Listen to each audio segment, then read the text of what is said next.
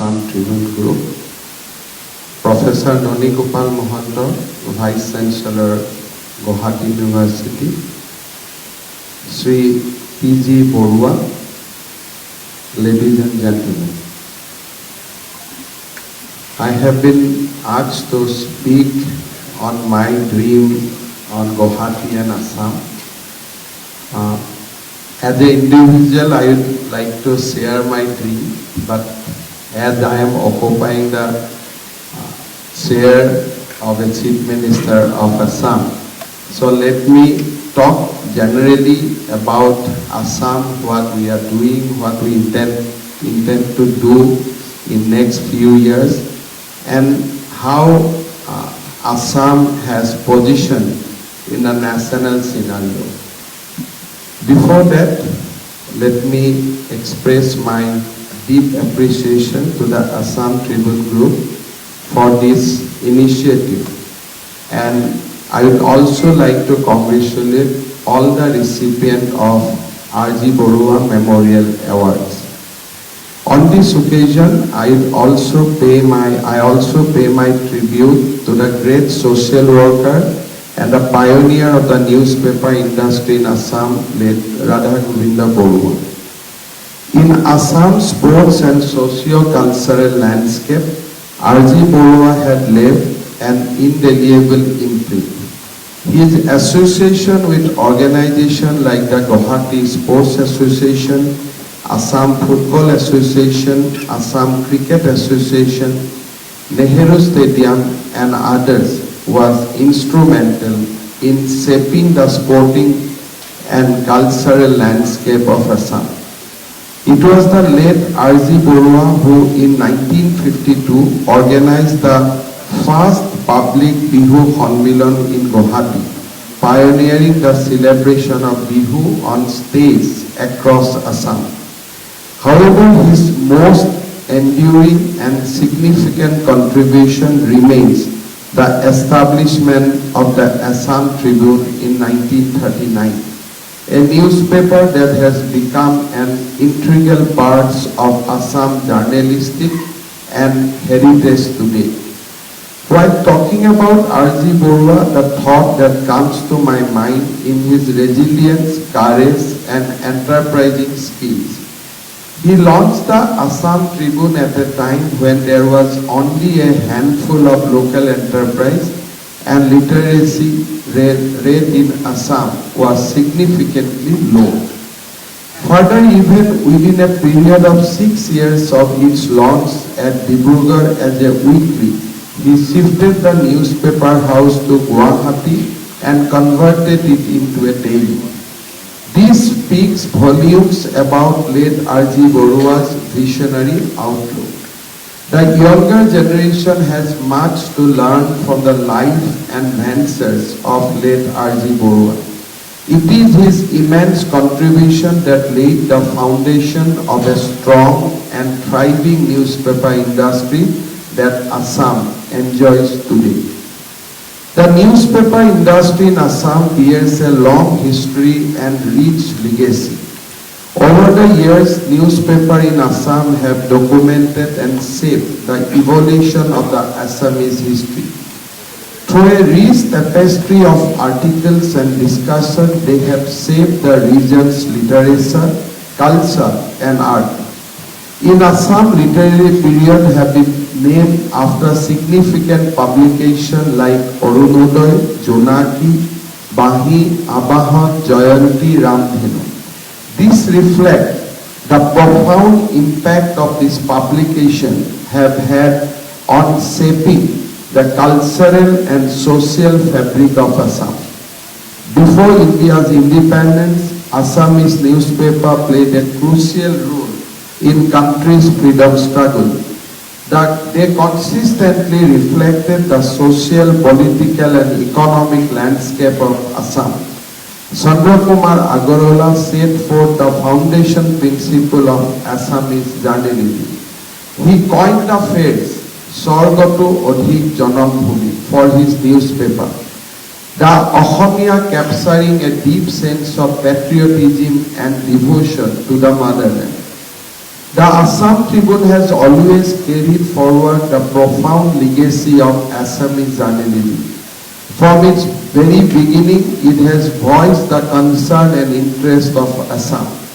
While focusing on the problems and hope of the people, it has always maintained a broad national perspective. This approach has become a lasting tradition at the Assam Tribune.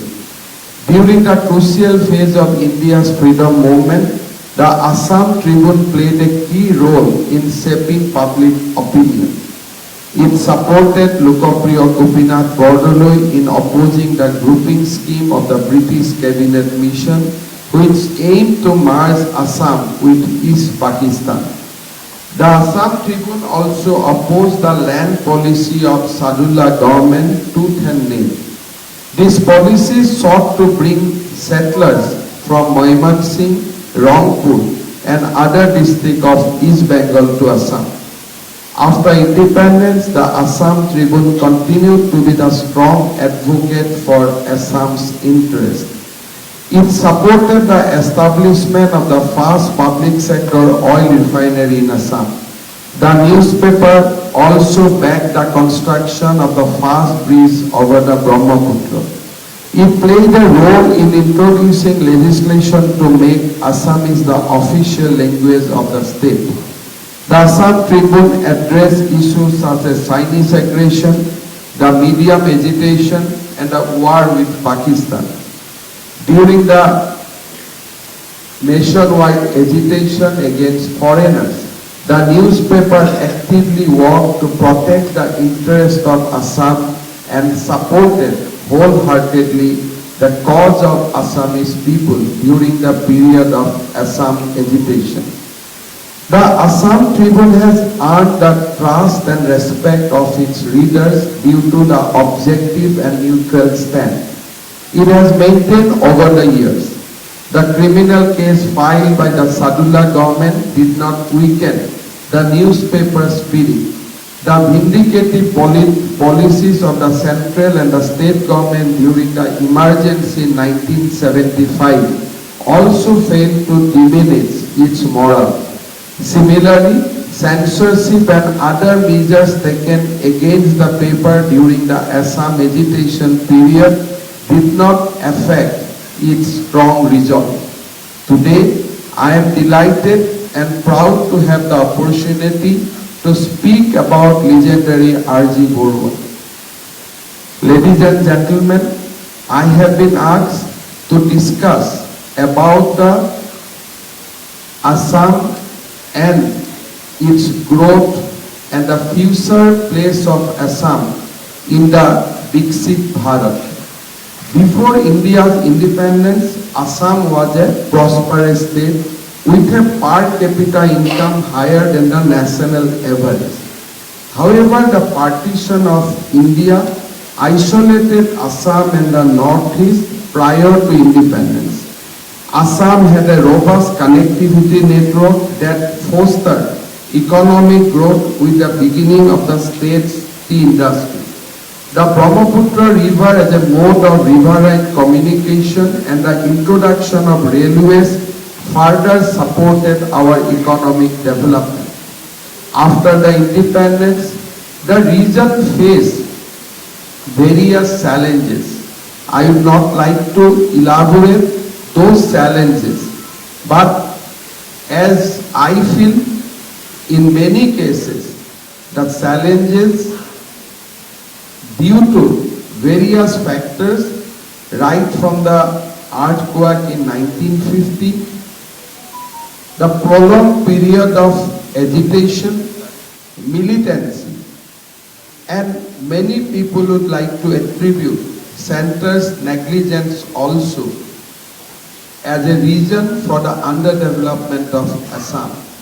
However, when I have taken over the state as a 15th chief minister, I have decided not to look at the past, because analyzing the past and throwing the ball to somebody's cause for your own failure probably is not the best way to deal with the situation.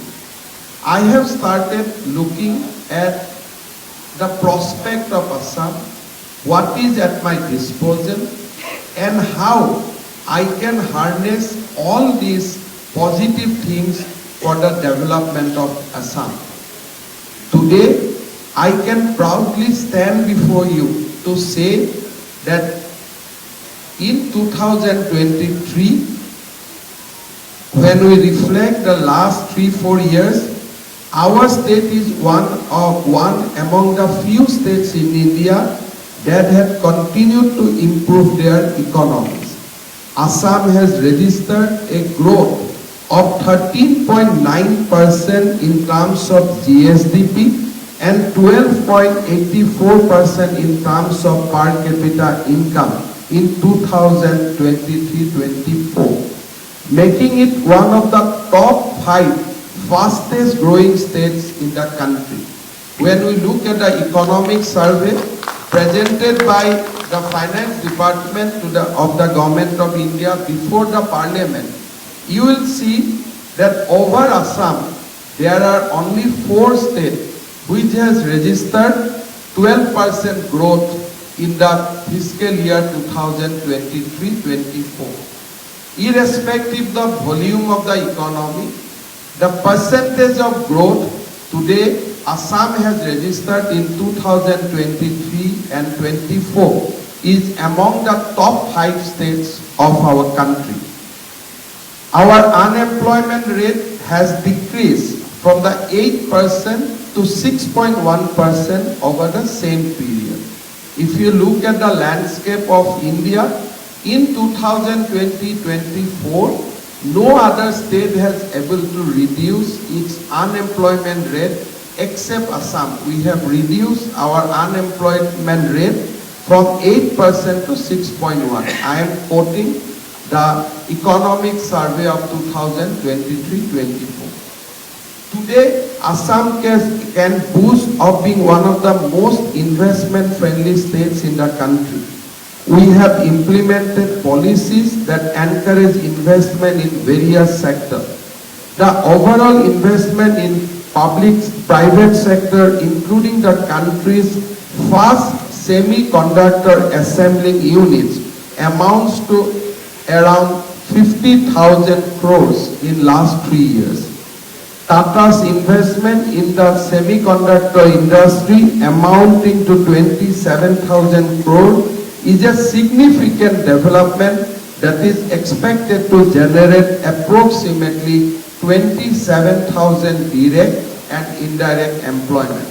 Yesterday, when I was about to leave my office, I got another letter from Reliance Industry. They have decided to set up 6 biorefineries in the country, and they have chosen Assam as one of the 6 refineries. They have chosen Assam as one of its destination or as location. The presence of big industrial house, Tata, Reliance, Adani, all this is going to change the landscape of Assam forever.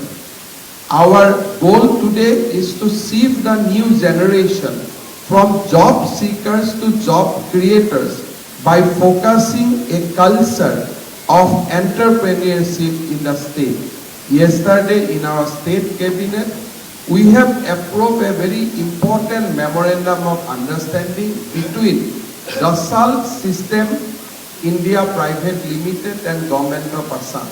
As you know, Dassault is a big name in all the future industry, starting from aviation to robotics, AI to electric vehicles. They are going to set up a center of excellence in the Assam Engineering College as a hub, and they will operate 50 colleges in Assam as a spoke with 200 crore investment to set up a center of excellence so that they can attract our youth to the future industries. And these are very, very important milestones. Today, when you go to the polytechnics of Assam, you will see that Tata and Government of Assam is working closely with investment of rupees 3,000 crore to transform our polytechnic and ITIs so that we can transfer our human resource for the Industry 4.0 revolution. These changes Assam has never witnessed. Assam was not taught as a powerhouse in country's landscape. We were known for agitation, we were known for flood, and we were known for militancy.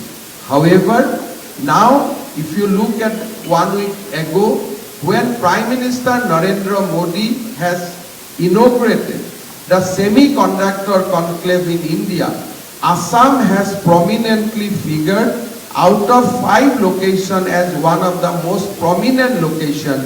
Now Assam is not known for militancy, Assam is not known for internal disturbances. Now Assam is known as one of the fastest growing states of our country. So this impression of Assam was required to be changed long ago. However, we took time. But in today, standing before you, I can say with lot of confidence that today no one in India's landscape wants to remember Assam as a state which is one of the dependent states of country. It now want to see Assam as a contributor state in the country's development. We have developed a particular idea, we have developed a particular mindset of seeking grant from Delhi. Now, what is Delhi? Delhi is a state, is a union of states. Now, when we ask grant from Delhi, basically we ask from whom? We presume that Delhi has a kitty. Now, who is contributing that kitty? Tamil Nadu, Karnataka, Maharashtra, they are contributing to the kitties of the nation, and we do agitation here, asking the kitty from our sister states. That indirectly, we are demanding money from Assam. Now, money is coming from where? Assam is not giving money. Money is given by the which state, which contribute, not dependent. Now, in a way, indirectly we are asking Karnataka, Tamil Nadu, Maharashtra to contribute for the development of the state. That notion nobody will accept. If you see, in many a times, developed state like Tamil Nadu, Karnataka has now started saying that why our money goes to the other state. In a competitive federalism, those scenarios will emerge. But if Assam is also become a net contributor to the nation's growth, then nobody can accuse Assam of having resources of other states indirectly for the development of Assam. So, whenever I go to Delhi and I put up a memorandum from Prime Minister for asking money for the state, I clearly tell him, sir, give me this money now and I will return it back as a contributor state after 10 years. Because I don't want to borrow money from others and not return it after 10 years. I believe in a philosophy that today, whatever money central government is sending to Assam, it should be treated as an investment so that we can return that money with interest for the development of nation as days to come. That is the new Assam and that is the new philosophy of Assam. A dependent state doesn't have respect. A state with full of militancy, a state full of internal disturbance doesn't earn respect. But a state which influence in the nation's polity, a state which influence on nation's economy, a state which influence on the cultural and sporting legacy of the country commands respect. So I want to make Assam a state which will be respected by the entire country 10 years from now. That is the way I look at Assam, and that's my ideology and philosophy. Today, Assam has been recognized as a leader in the category A in Government of India's Startup India State Ranking. In this year, we are aimed to become or to make further inroad in various economic indicators of the country. Today, I can proudly tell before you that we are also aligned to the United Nations Sustainable Development Goals. The latest SDG India Index 2023-24 shows that India's average score for sustainable development has risen from 57 to 71. When we talk about industry investment, we must also remain sensitive to the cause of the downtrodden, poor and poverty. Substantial development goal reflects a state resolve how much you are contributing for the elevation of poverty, how much you are contributing to the nature, how much you are contributing to the health and education. When India has risen from 57 to 71, Assam has also become for the first time as front-runner state in the country's journey for achieving sustainable development goal. In 2020 to 2018, Assam was classified as an aspirant state with a score of 49. Today, this year, we become a front-runner state with a score of 65. Over the last 5 years, Assam's score has increased by 16 points, reflecting our commitment to achieve the sustainable development goal. We have also made significant progress in poverty alleviation. Government of India, in the recent survey, it has been told that Assam has lifted 80 lakhs of its people from the cycle of poverty. In the latest multidimensional poverty index, Assam poverty headcount ratio has been dropped dramatically from 36.97% in 2013-14 to 14.47 in 2022-23. As you know, I was part of the students' movement of the country, or more particularly in the state. All along, our grievances was that the nationalized banks do not contribute for the development of the state. During my entire period of youth, our CD ratio remained 32. In spite of lot of effort, lot of agitation over the office of the State Bank of India, CD ratio did not move up.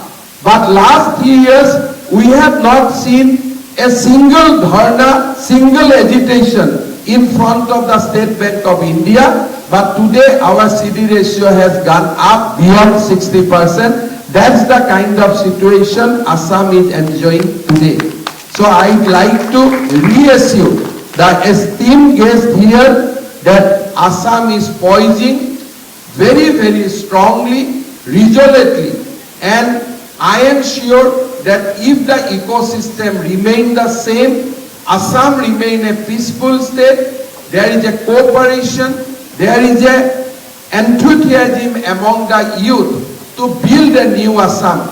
I am sure that in the next 10 years, Assam will become a powerhouse in India's landscape. However, when I am speaking before you, there is a lot of concern also. In the 15 August, the kind of attempt made by Alpha to put a bomb across the state is a matter of deep concern. I think this is a platform from where I will also request Chief of Alpha, Chief Paresh Borua, not to indulge in any activity which will jeopardize the future of our youth, the future of our state. We may have a difference, but difference can be solved through negotiation, difference can be solved with many other ways, but no difference can be resolved by creating terror, creating unfriendly activities in my own motherland. We have to secure our own motherland, and then we can think of taking or resolving crisis. In the name of resolving crisis, if we bring crisis to our own home, I think then no state can prosper. That idea should be made clear by each and everyone. In democracy, there will be conflict, there will be clashes of ideas.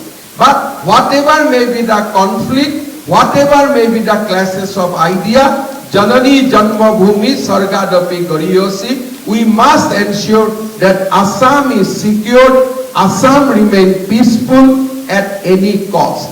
The recent outburst of some of the Assam's organization against the non-Assamese community also send a wrong signal outside the Assam. We must know and we must realize today most of the Assam youth remain outside Assam. If you go to the entire country's landscape, whether it is the IT industry, whether it is the tourism industry, all aspirant youth, all the brilliant youths, all the emerging youths, they goes outside the Assam for better livelihood. And I encourage to do so because country is ours. We will go everywhere. And during the COVID period, I had a head count that almost 30 lakhs Assamese people remain outside the Assam. And that was the COVID count. If today we calculate, I am sure that more than 50 lakhs Assamese youth remain outside. Do the similar portion of the non-Assamese people live in Assam? The ratio was different prior to the Assam agitation. But if you today count the ratio, the non-Assamese people remain in Assam, vis-a-vis Assamese people remain outside, the proportion has changed dramatically. Today, India, rest of the India have more Assamese people than Assam has its the share of non-Assamese people. And I must tell you very, very frankly, if Assam indulges a war against the non-Assamese people, then there is a potential of rest of India also indulging war against Assam. Then where our boys will go, where our girls will go, where our engineers will go. I think those things we must remain in mind. Sometimes our intellectual or our people also indulge directly, indirectly in chauvinism. Assam's future is not lies in chauvinism because we will continue to require support from the government of India and various industries. Today, if Reliance has come to India, owner of Reliance is who? If today Tata is coming to India, the owner of Tata is who? When we vent our rain against the non-Assamese, it also sparked them. It also hurt them. When we say that all non-Assamese are bad, that in a way MD Tata is also bad, Ratan Tata is also bad. We must remember that this is not our journey, this is not our fate, this is not our destiny. Once we have our own share of prosperity, we must allow entire people of country to enjoy that prosperity. Today, the way states of Karnataka, Maharashtra, Andhra Pradesh, Tamil Nadu are allowing our people to enjoy the prosperity, we must also remain open to the idea that when after 20 years, Assam become hub of various industries, obviously people outside Assam has to come because a state will not able to produce that much of engineers, that much of human resources. Today, if semiconductor industry needs at least 300 engineers of a different thematic knowledge, Assam doesn't have even 5 or 4. So if we need the industry, 295 engineers has to come. But if we say, no, our anger is against rickshawala, our anger is against thelawala, not against you, that argument will not cut ice. When in the morning they will see that people are doing protest against the non-Assamese, their heart will also prick. Their body will also get that prick. And they will say that Assam is not a safe place, let me go back. So that kind of scenario we cannot encourage. I use this platform to appeal to our intellectual people, our intellectual class of the people, that this is not the time when Assam is marching towards a different level of economic growth. This is not the time to create a system where our youth generation diverts its energy against the non-Assamese community. Our youth must divert its energy towards education. We must divert our energy for becoming entrepreneurs or to become a big human resource which can contribute for the growth of this nation, growth of this our state. While saying so, no society can live without a culture and without its own legacy. We have to devise our own way to protect our culture and legacy. If we do not talk about Lasit Borphukan, if we do not talk about Saraidew Moidam, nobody will talk about that. Now, if I ask the question, who has stopped us from not talking about Lasit Borphukan in last 400 years? Nobody has stopped us. We have not stopped any Marathi people to speak about Chhatrapati Shivaji. Is there any empirical proof that anybody has stopped Assamese people to talk about Lasit Borphukan? If we have taken time to speak about Lasit Borphukan, it is our own fault. Saraidew Moidam existed from 500 years ago. India attained independence 78 years ago. So if state government has not campaigned for UNESCO Heritage Tag for Saraidew Moidam in last 78 years, you cannot blame it to any non-Assamese people. You have to take the blame on ourselves. Why you took 78 years? Ultimately, when Assam society decided to take up the cause for our heritage, for our culture, India start listening. Once we talk about Lasit Borphukan, now Lasit Borphukan become an important name when anybody talks about Indian history. One or two important meeting was required. One or two important conference was required. Nobody has done that. Now you cannot put the blame on some non-Assamese for center's negligence of not talking about Lasit Borphukan. Center will not talk about Lasit Borphukan. We have to speak about our hero.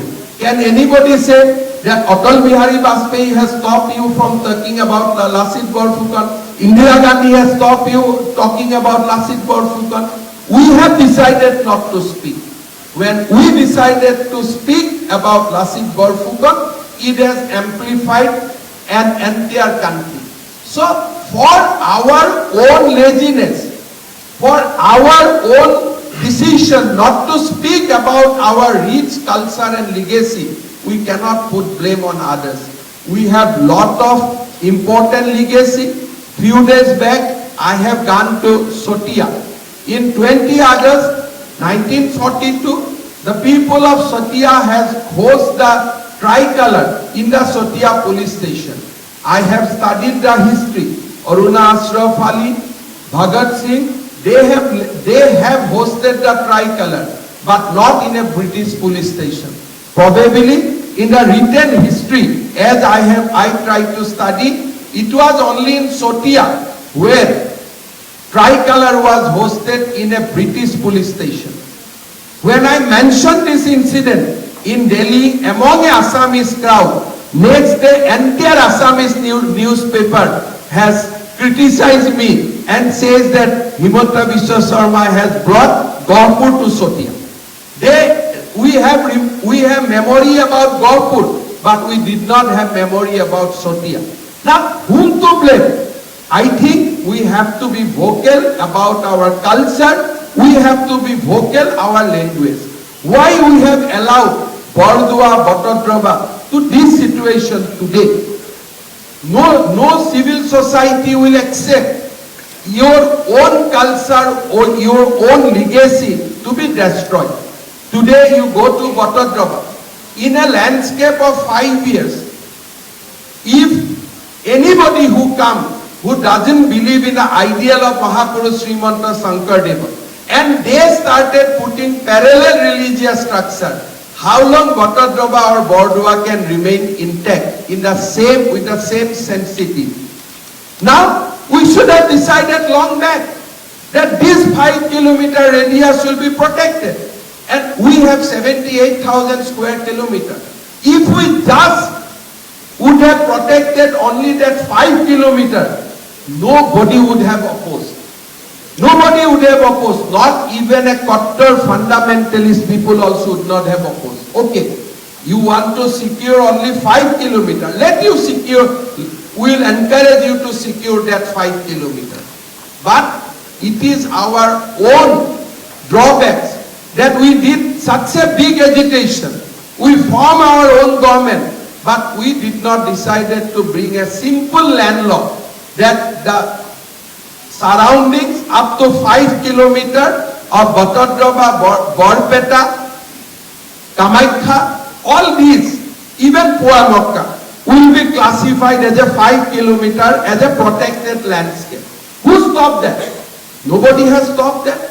We have decided not to act. And when we decide to act, we create our own theory from our within. I have a strong view that we have lost 78 years.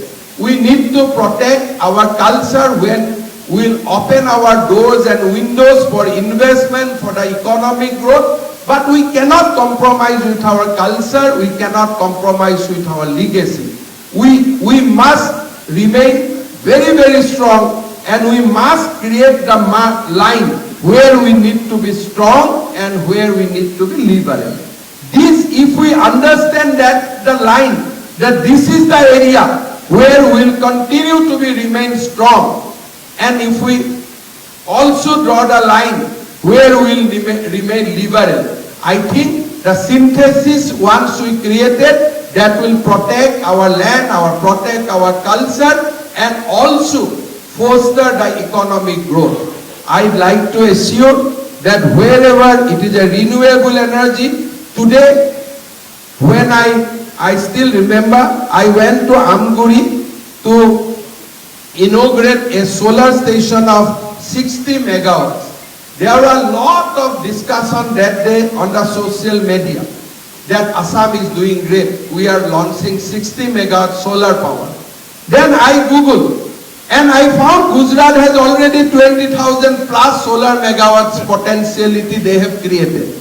That day I realized, though, I think we have to change the landscape. Today we are working on for setting up 3,000 megawatts of solar power, and I am sure within 2 years everything will be realized. Whether it is a green power, whether it is a new energy, whether it is a electric vehicle, whether it is a aviation industry, whether it is a semiconductor industry, Assam is trying to expand in fingerprint everywhere, and at the same time we are trying to protect our legacy, we are trying to protect our culture.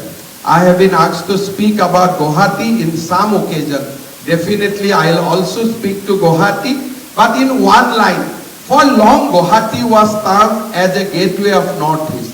We have to change the connotation. Guwahati will be the gateway of Southeast Asia. It cannot be the gateway of the Northeast. Once we decided to talk about that, I think gradually things will be changed, and I am sure with Guwahati, North Guwahati Beach, Polasbari, Swalkusi Bridge, I think Guwahati's landscape is going to dramatically change. It is a matter of time. but I see a bright future. I see a bright future for Assam, and I see a bright future for our Assamese community. Thank you very much.